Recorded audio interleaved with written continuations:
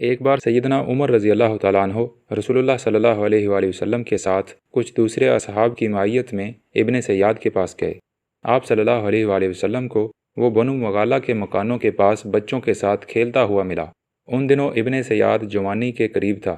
اسے نبی کریم صلی اللہ علیہ وآلہ وسلم کے آنے کی خبر نہ ہوئی، لیکن آپ صلی اللہ علیہ وآلہ وسلم نے اس پر اپنا ہاتھ رکھا تو اسے معلوم ہوا۔ پھر آپ صلی اللہ علیہ وآلہ وسلم نے فرمایا، اے ابن سیاد، کیا تم گواہی دیتے ہو کہ میں اللہ کا رسول ہوں؟ ابن سیاد رسول اللہ صلی اللہ علیہ وآلہ وسلم کی طرف دیکھ کر بولا، ہاں، میں گواہی دیتا ہوں کہ آپ ان پڑھوں کے رسول ہیں۔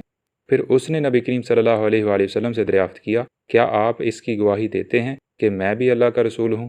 یہ بات سن کر رسول اللہ صلی اللہ علیہ وآلہ وسلم نے اسے چھوڑ دیا اور فرمایا، میں اللہ اور اس کے پیغمبروں پر ایمان لایا۔ پھر آپ صلی اللہ علیہ وآلہ وسلم نے اس سے پوچھا کہ تجھے کیا دکھائی دیتا ہے؟ ابن سیاد بولا کہ میرے پاس سچی اور جھوٹی دونوں خبریں آتی ہیں۔ نبی کریم صلی اللہ علیہ وآلہ وسلم نے فرمایا، پھر تو تیرا سب کام گڈمڈ ہو گیا۔ پھر آپ صلی اللہ علیہ وآلہ وسلم نے اس سے فرمایا، اچھا، میں نے ایک بات دل میں رکھی ہے، وہ بتلا۔ ابن سیاد نے کہا، وہ دکھ ہے۔ آپ صلی اللہ علیہ وآلہ وسلم نے فرمایا، چل دور ہو، تو اپنی بساط سے آگے کبھی نہ بڑھ سکے گا۔ سیدنا عمر رضی اللہ تعالیٰ عنہ نے فرمایا، یا رسول اللہ صلی اللہ علیہ وآلہ وسلم، مجھے اجازت دیجیے، میں اس کی گردن مار دیتا ہوں۔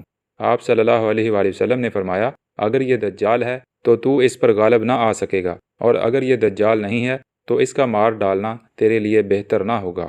ناظرین، آپ کو بتلاتے چلیں کہ رسول اللہ صلی اللہ علیہ وآلہ وسلم نے جو اپنے ذہن میں تصور کیا تھا، سوچا تھا ابن سیاد سے پوچھتے ہوئے، وہ سورہ دخان کی آیت تھی، مگر شیطان نے اس پر معاملہ خلط ملط کر دیا اور اس نے سورہ دخان کا نام لینے کی بجائے دخ کے الفاظ بول دیے۔